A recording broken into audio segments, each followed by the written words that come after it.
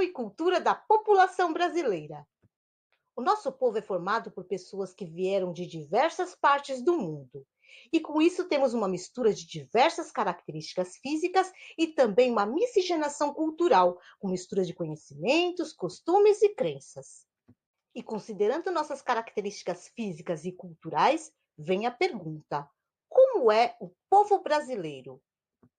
Os primeiros povos a habitar nosso país foram os indígenas.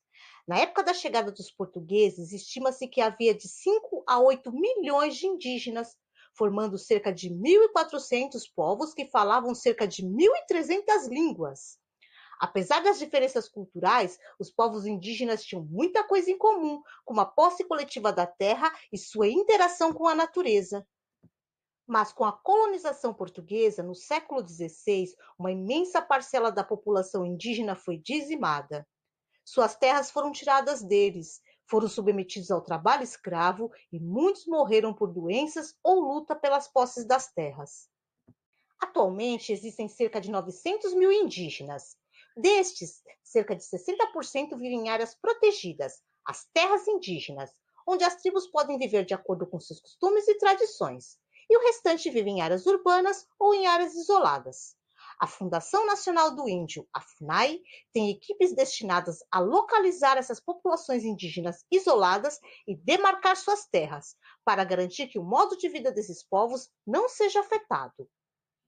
Os povos africanos também fazem parte da formação do povo brasileiro. Os primeiros africanos que chegaram ao Brasil foram trazidos à força pelos portugueses no século XVI e vendidos como escravos para trabalhar nas lavouras de cana-de-açúcar, na mineração e cafeicultura. Esses grupos foram trazidos de diferentes locais da África em diferentes períodos. Estima-se que cerca de 4 milhões de africanos foram trazidos em navios negreiros. Em razão dos maus tratos, castigos e torturas, houve um elevado índice de mortalidade negra ao longo dos séculos, e infelizmente esse índice ainda é alto por causa do racismo. Mas os africanos resistiram à escravidão imposta, e um dos maiores símbolos dessa resistência são os quilombos, que eram locais isolados onde os negros se refugiavam para escapar da escravidão. Atualmente, existe cerca de 3 mil comunidades quilombolas, onde moram pessoas que se identificam como descendentes de escravos e sempre ocuparam esse território específico. Por isso, solicitam a regularização dessas terras. Por muito tempo, a cultura africana foi desprezada pelos povos brancos, e mesmo após a abolição da escravatura, em 1888, o preconceito e o racismo foram mantidos, e ainda há muito o que se combater. Apenas na primeira metade do século XX é que a cultura afro-brasileira ganhou espaço no cenário nacional.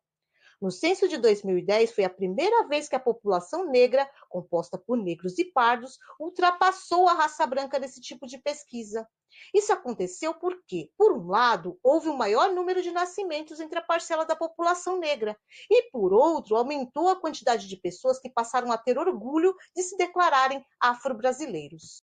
Outros povos que também fazem parte da formação do povo brasileiro são os imigrantes brancos e asiáticos.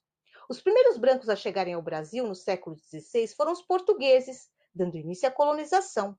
A partir do final do século XIX, uma grande quantidade de imigrantes vieram para trabalhar no Brasil, entre eles italianos, alemães, franceses e espanhóis.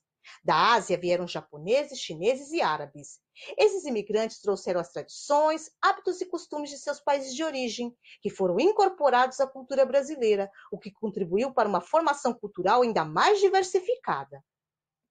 E esses foram os povos que contribuíram para a formação do povo brasileiro. Sim, outros povos vieram para cá ao longo do tempo e também contribuíram para a diversidade cultural de nosso país.